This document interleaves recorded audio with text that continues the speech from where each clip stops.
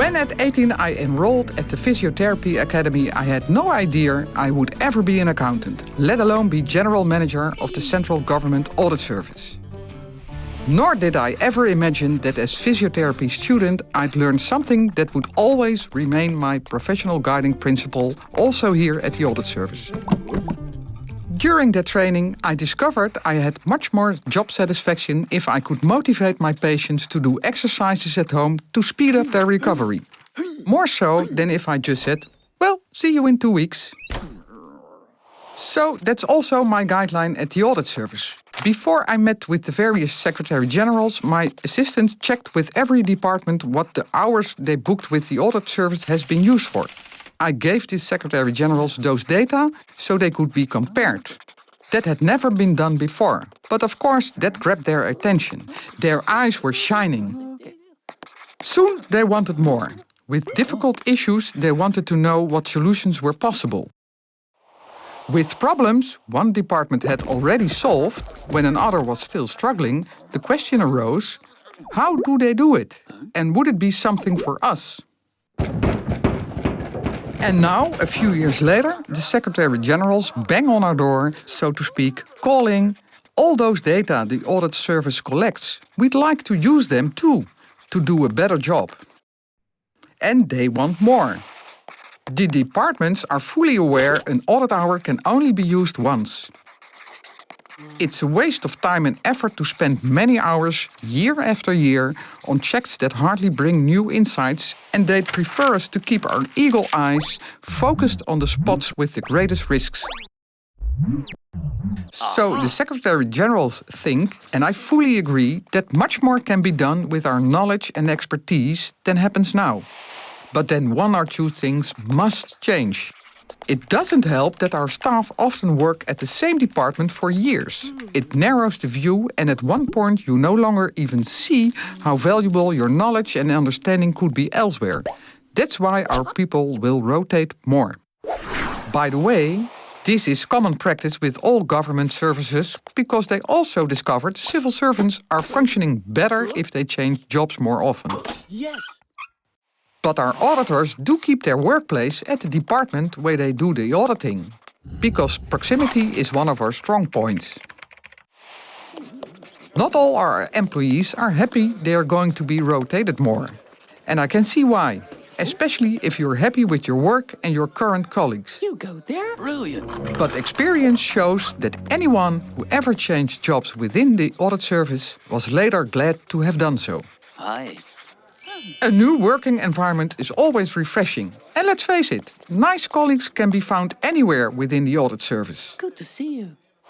We must also be more critical when accepting assignments and get rid of the phenomenon that sometimes many more hours are spent than planned for. With tighter schedules and by putting the right person on the right job, we offer opportunities for talent development and decrease the high working pressure. Thus, we're well on our way to be more useful for the government. And it follows. This will also make our own work more interesting. But we do need to change something in ourselves too. Specifically, the way in which we look at the purpose of our work. You might say the assignment is to see if pipe A is leaking. If pipe A doesn't leak, but the adjacent pipe B does, then I'll say nothing, because that's not my job. On the contrary, our clients say, just tell us what struck you. Pipe A doesn't leak, but B does. For we are eager to know and are strong enough to face the facts. Another example, you might say, because of the code of conduct, I may only give my client natural advice. So if pipe A leaks and the client asks what he can do about it, I'm obliged to say, make sure it no longer leaks. But our clients say, give me perspective of action. In other words, give me some possible solutions with the pros and cons so I can make the choice myself. Where an auditor might get into trouble is that giving advice is at odds with professional ethics. Advice may entail the danger of collision.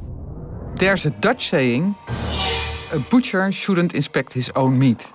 As audit service, we don't want to run that risk, so we try to avoid it. For instance, like this.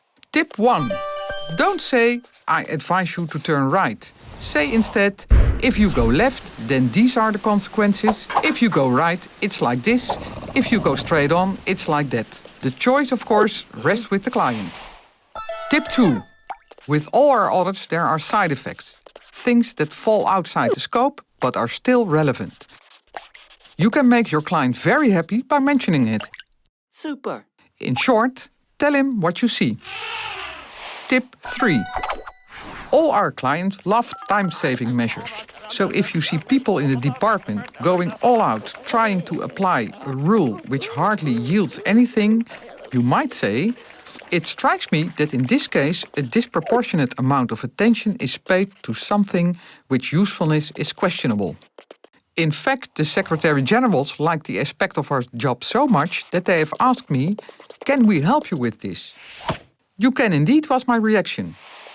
Now you see why an auditor's advice is such a sensitive issue, you will understand that unsolicited advice is almost unthinkable. So stimulate our people to overcome their hesitation and question them as to what bycatch they have in their bags.